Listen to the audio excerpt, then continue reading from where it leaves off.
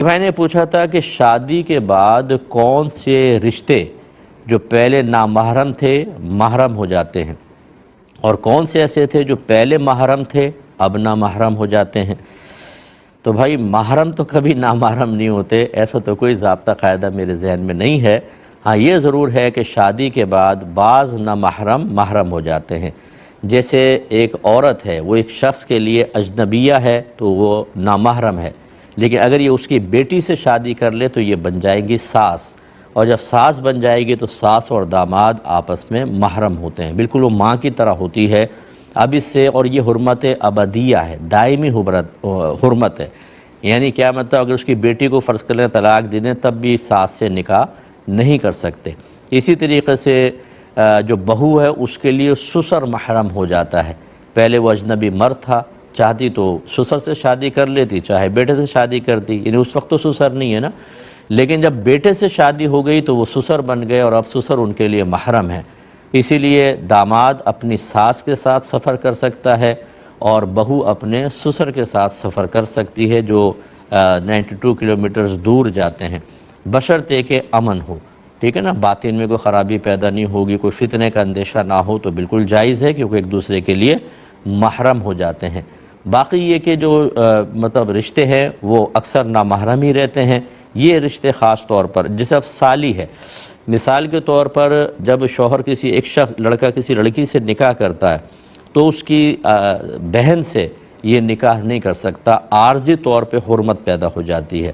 وہ پہلے بھی نامحرم تھی، مزید حرمت پیدا ہو گئی، کیونکہ ایک ہی وقت میں دو بہنوں کو نکاح میں جمع کرنا منع ہوتا ہے، لیکن یہ حرمت ابدیہ نہیں ہوتی، یہ عارضی حرمت ہوتی ہے، یعنی جب تک یہ عورت آپ کے نکاح میں، اس کی بہن حرام ہے، اگر طلاق دے دی یا بہن کا انتقال ہو گیا، یعنی بیوی کا انتقال ہو گیا، تو اس کی بہن پھر نامحرم ہے، اس سے نکاح ہو سکتا ہے۔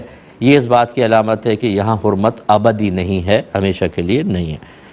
یہ ناروے سے ایک کویسچن تھا، وہ کہتے ہیں کہ ہمارے یہاں پر جب کوئی فوت ہو جاتا ہے تو گھروں میں اتنی جگہ نہیں ہوتی کہ تمام مہمان آ جائیں تعزیت کے لیے، افسوس کے اظہار کے لیے، تو یوں کرتے ہیں ہم لوگ کہ مسجد میں ایک دن مقرر کر لیتے ہیں اور وہاں پہ جتنے بھی جاننے والے مرد عورت ہوتے ہیں وہ آ کے افسوس کا اظہار کرتے ہیں، تعزیت کرتے ہیں۔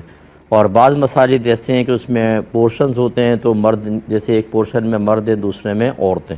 اب کویسچن یہ ہے ان کا کہ بعض ایسی خواتین ہوتی ہیں جو حائضہ ہوتی ہیں، ایام مخصوصہ میں ہوتی ہیں، وہ بھی آ جاتی ہیں افسوس کا اظہار کرنے کے لیے، ان کا آنا کیسا ہے؟ اس طرح کہتے ہیں کہ بعض لوگ سادگی کے ساتھ مسجد میں نکاح کرنا چاہتے ہیں، اس میں بھی ایسا ہوتا ہے کہ وہ عورت مرد آ جاتے ہیں اور ان میں بھی حائضہ عورتیں ہوتی ہیں، تو کیا حکم شرع ہوگا؟ دیکھیں، حائضہ عورت کا، اسی طرح کوئی اگر حالت جنابت میں ہے، یعنی جس پر غسل واجب ہے، ان کا مسجد میں آنا حرام ہے۔ نبی کریم صلی اللہ علیہ وسلم نے منع فرمایا، آپ نے فرمایا کہ میں حائضہ اور جنوب کو اجازت نہیں دیتا کہ وہ مسجد میں آئیں، تو اس طرح ان کا مسجد میں داخل ہونا گناہ ہوگا، وہ خواتین نہ آئیں۔ افسوس ہی کرنا ہے تو وہ فون پہ بھی کر سکتی ہیں، یا وہ نہ آئیں۔ باقی یہ کہ جیسے لوگ آ جائیں یا عورتیں آ سکتی ہیں، جیسے آپ نے بتایا الگ پورشن میں ہیں، حائضہ نہ ہوں۔ جو حائضہ ہیں وہ بعد میں یا جا کر ویسی کسی کے گھر کے اوپر، کیونکہ اب تو ایک آدھ کوئی بچے گی، وہ جا کر گھر پہ تعزیت کر لیں، لیکن وہاں پر افسوس کے لیے نہیں آ سکتی، آئیں گی تو گناہگار ہوں گی۔ اور میں انتہائی دائرہ ادب میں باہر والوں سے گزارش کرتا ہوں، خدا را آپ اپنی ایک الگ شریعت نہ بنائیں۔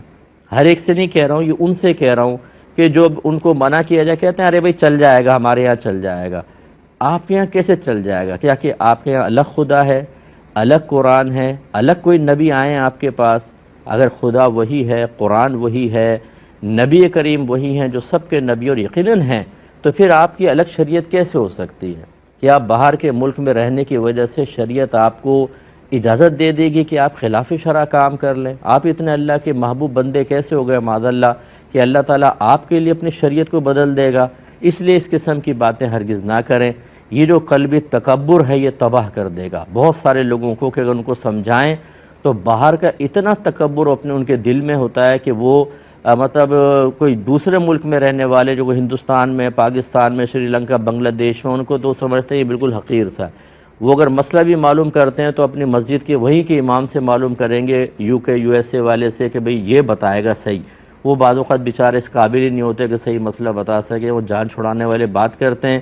یہ بھی میں بہت سارا جانتا ہوں، بہت سارے، ہر ایک ایسا نہیں ہوتا، بہت سے لیکن ہیں ایسے. اور پھر بعض اوقات تو وہ مانتے نہیں، ارے بھائی ہم نے بہت پڑھ لیا ہے، ہم نے دیکھا ہے انٹرنیٹ کے اوپر یہ فلاں فلاں، وہ بات ماننے کے لیے تیار نہیں ہوتے. اس سے گناہگار ہوں گے، ایسا ہرگز نہ کریں.